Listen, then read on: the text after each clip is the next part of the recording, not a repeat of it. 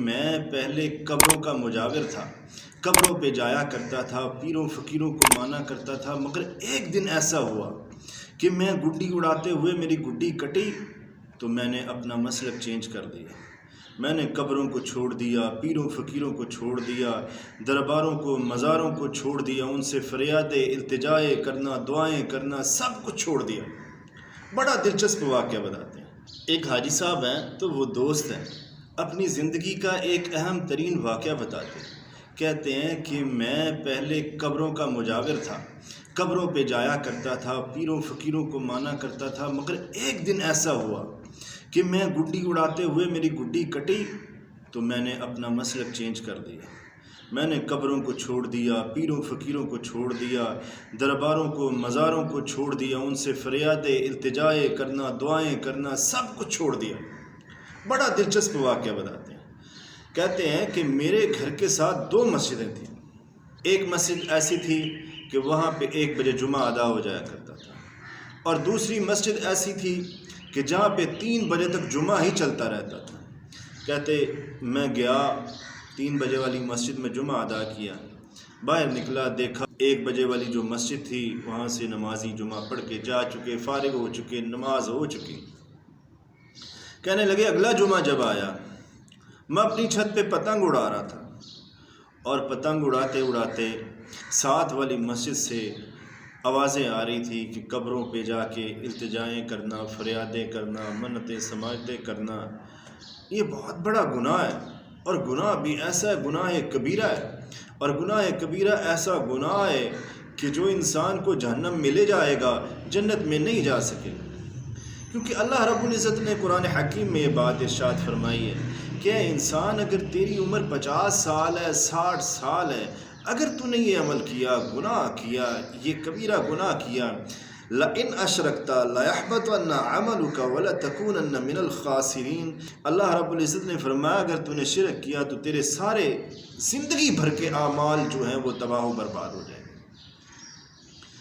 کہتے ہیں کہ میں یہ باتیں سن رہا تھا، اچانک میری گڈی کٹ گئی، اور میں باتیں سنتا ڈور اپنی گڈی کی چھوڑی اور باتیں سننا شروع کر دی۔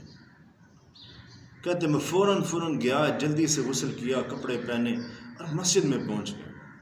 مولوی صاحب کی ساری باتیں سنی، اس کے بعد ان سے کچھ سوالات کیے۔ سوالات کرنے کے بعد میں جب مسجد سے باہر نکلا، محلے داروں نے، کیونکہ ہم وہاں پہ رہتے تھے، لوگ سیٹھ کے نام سے بڑا جانتے تھے، کہتے کہ وہ سیٹھ کے بیٹے تجھے کیا ہوا،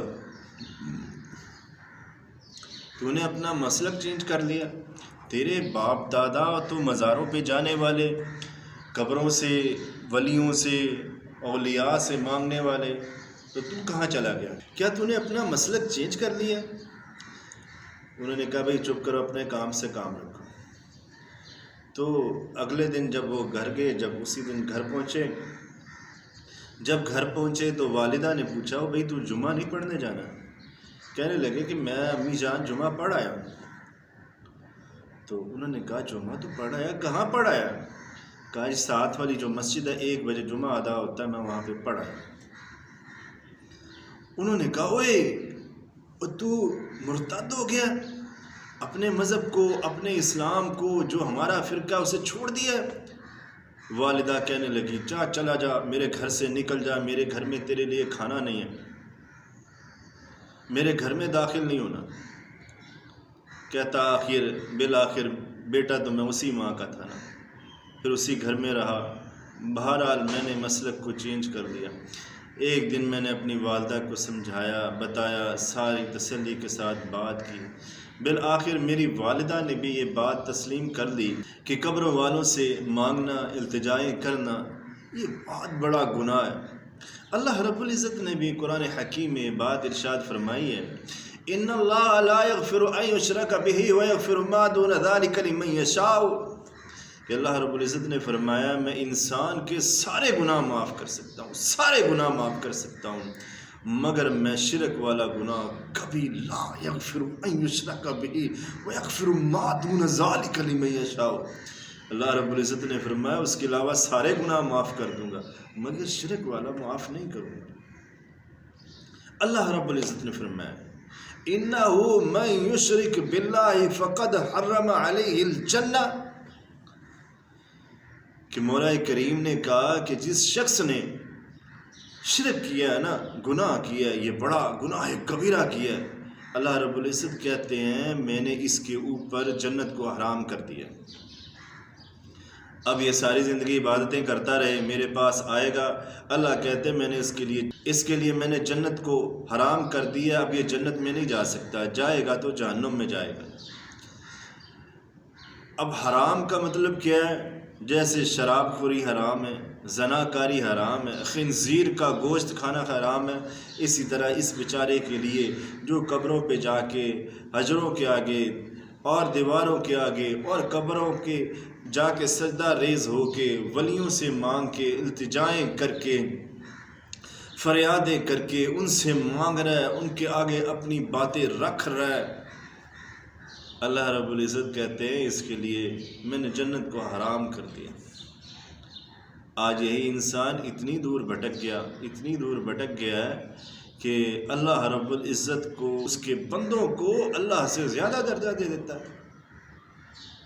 تو یہی بات حضرت بلال رضی اللہ تعالیٰ عنہ کے ساتھ بھی ہوئی تھی کہ بلال رضی اللہ تعالیٰ عنہ کہ جب 360 بتوں کے کمرے میں صفائی کیا کرتے تھے، جھاڑو لگاتے، پوچھا لگاتے، تو کیا ہوا، بلال رضی اللہ تعالی عنہ کی کانوں میں بھی ایک دن احد احد احد کی آواز گونجی، تو بلال رضی اللہ تعالی عنہ نے جھاڑو پھینکا، توحید کو اپنا لیا اور ایسے پکے سچے موحد بن گئے کہ امیہ نے اتنی تکلیفیں دیں، اتنی اذیتیں دیں، تپتے ہوئے کولوں کو حضرت بلال رضی اللہ تعالیٰ عنہ کی پیٹھ پہ رکھا اور پتھروں کو گرم کر کے جلا کر کے حضرت بلال رضی اللہ تعالیٰ عنہ کی پیٹھ پہ رکھا کہ گڑے پڑ گئے، مگر بلال رضی اللہ تعالیٰ عنہ نے توحید نہیں چھوڑی۔